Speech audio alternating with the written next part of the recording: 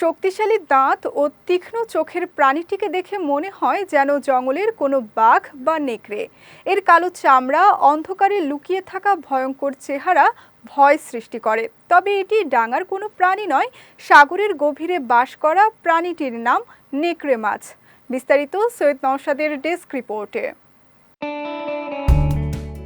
সমুদ্রের গভীরে বাস করা রহস্যময় ও বিরল প্রজাতির প্রাণী উল্ফ ফিশ বা নেকড়ে মাছ।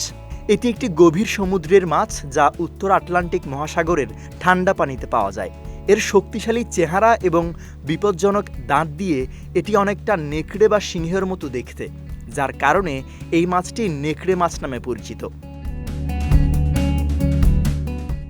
নেকড়ে মাছের বৈজ্ঞানিক নাম অনারহিচাস লুপাস। এর দৈহিক গঠন বিশেষভাবে শক্তিশালী এবং এর দাঁতগুলো খুবই ধারালো। এটি তার দাঁত দিয়ে শক্ত শেলের মোলাস্ক এবং ক্রাস্টেশিয়ানদের চিবিয়ে খেতে পারে।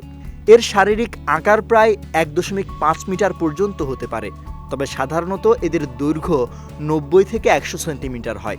মাছটির ত্বক মসৃণ এবং খালি, যা অন্য অনেক মাছের তুলনায় ভিন্ন। নেকড়ে মাছ সাধারণত উত্তর আটলান্টিক মহাসাগরের ঠান্ডা ও গভীর পানিতে বাস করে, বিশেষ করে কানাডা, আইসল্যান্ড, গ্রিনল্যান্ড এবং নরওয়ের উপকূলে। এটি সাধারণত 200 থেকে 800 মিটার গভীরতায় থাকে, তবে কখনো কখনো সমুদ্রের তলদেশের আরও গভীরে চলে যায়। এর শক্তিশালী দাঁত এবং থুতনি দিয়ে এটি সহজেই শক্তশীলের প্রাণীকে চিবিয়ে খেতে পারে। যদিও নেকড়ে মাছের সংখ্যা এখনও বিপজ্জনক অবস্থায় নেই, তবে অতিরিক্ত মৎস্য শিকার এবং প্রাকৃতিক বাসস্থানের ক্ষয়ক্ষতির কারণে এর অস্তিত্ব সংকটে পড়তে পারে।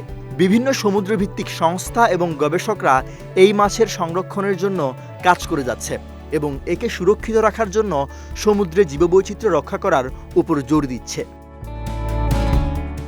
সৈয়দ নওশাদ, বিজয় টিভি, নিউজ ডেস্ক।